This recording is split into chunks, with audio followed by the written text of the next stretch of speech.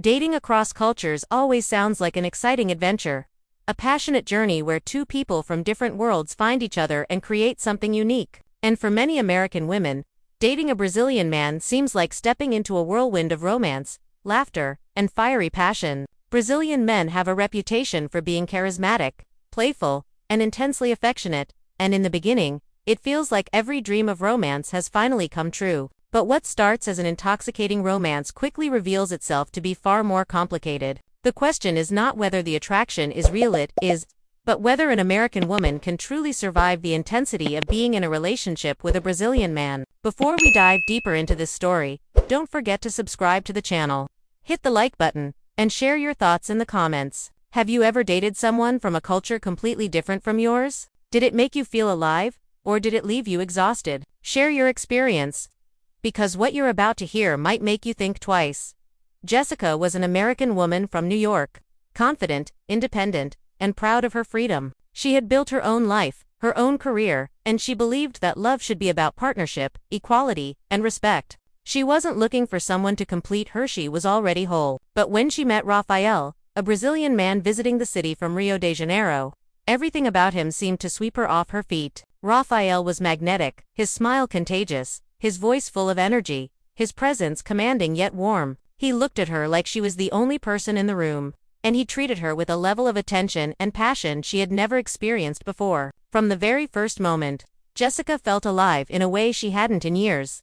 Their first weeks together were a blur of excitement. Rafael took her dancing, introduced her to Brazilian music, and made even ordinary dinners feel like celebrations. He showered her with compliments, held her hand everywhere they went, and whispered sweet things in her ear constantly. For Jessica, who was used to the more reserved and casual dating style of American men, this was intoxicating. She couldn't believe someone could be so openly affectionate, so willing to display his feelings, so bold in his love. She told her friends that she had never felt so adored, so desired, so seen. Rafael seemed like a dream, and Jessica began to think she had finally found the kind of love she always imagined but never thought possible. But passion has two sides, and soon Jessica began to see glimpses of something darker behind Rafael's intensity. What felt like attention in the beginning slowly started to feel like control. The same confidence that charmed her began to reveal a streak of possessiveness she wasn't prepared for. It started with small questions: who she was going out with, what time she would be back, why she didn't answer her phone immediately. At first, Jessica brushed it off as cultural differences, telling herself that he was just passionate, just caring. But deep down, she started to feel the walls of his jealousy closing in. The biggest shock came when Jessica realized how deeply involved Rafael's family was in every part of his life. For him, family wasn't just important, it was everything. His mother called him daily, his sisters checked in regularly, and his father's opinion carried enormous weight. When Jessica joined him on a video call with his family for the first time, she thought it was a sweet gesture, but within minutes, she realized this wasn't just a casual introduction. His mother wanted to know about her job, her family, her future plans. His father asked if she would ever consider moving to Brazil. Jessica was stunned. To her, family approval was something that might matter years down the line. But to Rafael, it was essential right from the beginning. Suddenly, she felt like she wasn't just dating Rafael, she was dating his entire family.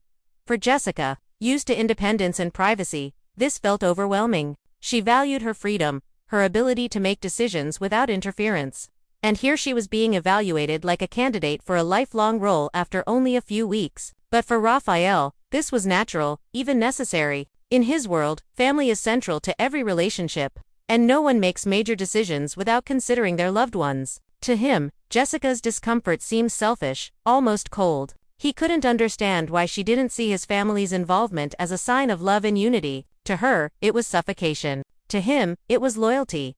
Their differences became even clearer when jealousy entered the picture. Jessica believed that trust was the foundation of any relationship. In her culture, independence and respect for personal space were signs of maturity, but Rafael saw jealousy as a natural part of love, even a necessary one. To him, if a man wasn't protective, wasn't territorial, he didn't really care. So when Jessica mentioned going out with male colleagues after work, Rafael frowned. When she spoke to male friends on the phone, he questioned her. When she wanted to travel with friends, he hesitated. To Jessica, this was insecurity and control. To Rafael, it was passion and proof of love. Each of them thought they were right, and each of them felt misunderstood. Their arguments about jealousy were loud, emotional, and exhausting. Jessica would shout that she needed freedom and trust, while Raphael insisted that love without jealousy was meaningless. They would fight, cry, and then reconcile with an intensity that was just as dramatic as their fights. At first, Jessica told herself that this was part of the passion, part of the fiery romance she had signed up for. But as time passed, the cycle wore her down. She began to dread the drama, even as she couldn't resist the reconciliations. The relationship was a storm, and she was caught in the middle. Gender roles added another layer of tension. Jessica believed in equality, in shared responsibilities, in a partnership where both partners contributed equally to the household and the relationship. But Raphael, despite being modern and progressive in many ways, carried unspoken expectations rooted in his culture. He believed that as a man, he should lead, he should provide, he should be the protector. At first, Jessica found his protective attitude romantic. It felt good to be cared for, to be looked after. But over time, she realized that his idea of protection often meant limiting her independence. When she wanted to make decisions on her own, he pushed back. When she wanted to assert her equality, he felt threatened. To her, it felt like he didn't truly respect her independence. To him, it felt like she didn't value his role as a man.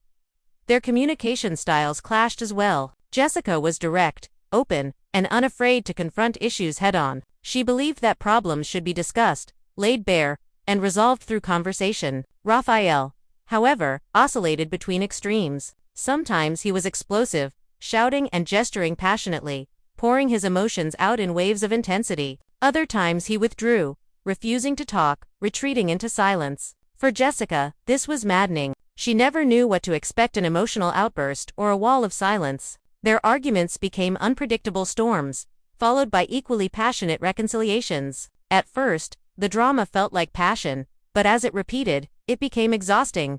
Money became another battleground. Jessica valued financial independence and believed in splitting expenses. To her, this was fair, respectful, and balanced. Raphael, however, insisted on paying for everything. In his culture, this was not just generosity, was duty, pride, and proof of his role as a man. When Jessica pushed back, offering to split, he felt insulted. When she earned more or prioritized her career, he felt undermined. What she saw as independence, he saw as rejection of his identity. What he saw as providing, she saw as control. The very thing each thought was loving became a source of resentment. Over time, Jessica realized that her relationship with Raphael was a cycle of extremes: intense highs, followed by crushing lows. When things were good, they were incredible, full of laughter, passion, and joy. When things were bad, they were unbearable, full of shouting, jealousy, and frustration. The same fire that drew her in now threatened to burn her out. She began to wonder whether this passion was worth the cost of peace. This was only the beginning of Jessica and Raphael's journey. What started as a dream romance was slowly transforming into a test of endurance. The intensity that had once thrilled her was now exhausting her. The question remained: could love survive when two cultures collided so violently? Or was this relationship destined to collapse under the weight of its contradictions? Jessica told herself that every couple had problems, that maybe the intensity of their clashes was just part of the fiery love story she had walked into. After all, every reconciliation with Raphael felt like fireworks, as though the fight had only fueled the passion they shared. But what she once mistook for romance slowly began to feel like exhaustion. The cycle was endless: jealousy, argument, tears, then passionate makeup. At first, she convinced herself that this drama was proof of love, but deep inside, she started questioning whether constant chaos could really be the foundation of something lasting. One night, after a particularly heated fight about her male colleagues, Jessica sat in her apartment, staring at her phone, wondering if she should even answer Raphael's call. She loved him. There was no doubt about that, but she was beginning to wonder if love was supposed to feel this heavy. When she finally picked up, his voice was soft, full of apologies, promising it would be different. She melted, as she always did. But in the back of her mind, she couldn't shake the thought that she had heard these promises before. Family continued to be another wall between them. Raphael couldn't imagine a future without his parents' approval. His mother, who adored him, never seemed satisfied with Jessica. She would ask endless questions, compare her to Brazilian women, and remind Raphael of the traditions he was expected to carry forward. Jessica, who had always lived by her own choices, felt like she was constantly on trial. She wanted Raphael to defend her, to stand by her side against the constant pressure. But instead, he tried to keep the peace, never fully confronting his family. She felt alone, like she was fighting an invisible battle that he didn't want to see. As months passed, the pressure grew. Jessica's career demanded more of her time, and she began to thrive professionally. She was proud of her independence, of the recognition she was finally earning, but Raphael saw it differently. He accused her of putting her job above their relationship, of choosing ambition over love. For him, family and partnership were sacred, worth more than any career. For her, independence and achievement were not just desires, they were part of her identity. Every argument about work ended with both of them feeling more distant. What Jessica saw as growth, Raphael saw as betrayal. What Raphael saw as devotion, Jessica saw as limitation. The emotional roller coaster continued. There were nights of laughter, of dancing to Brazilian music, of passion so strong it made Jessica forget all their problems. But there were also nights of tears, of slammed doors, of silence that stretched into days. Each reconciliation became harder, each fight cut deeper. Jessica started to feel like she was losing herself, bending too much, giving away pieces of her freedom just to keep the relationship alive. She wondered if Raphael ever felt the same, if he too questioned whether this storm they lived in was really love or just addiction to the highs and lows. Their friends noticed the cracks too. Jessica's friends warned her that she seemed drained, that the relationship was consuming her. Raphael's friends told him that American women were too independent, too cold, too unwilling to embrace tradition. Instead of helping them find balance, the outside voices only deepened the divide. Jessica felt judged, Raphael felt misunderstood, and both clung to the hope that their love could somehow overcome the weight of two worlds pulling them apart. One evening, after another argument about money and independence, Jessica finally broke down. "I don't want to fight anymore," she said through tears. "I want love to feel like peace, not like war." Raphael stared at her, his voice breaking as he replied, "And I don't want to feel like I'm not enough. Like everything I do is wrong just because I'm not American." In that moment, the truth became painfully clear. They loved each other, but their definitions of love were worlds apart. For Jessica, love was freedom, trust, and equality. For Raphael, love was passion, devotion, and sacrifice. Neither of them was wrong, but neither of them could change what love meant to them.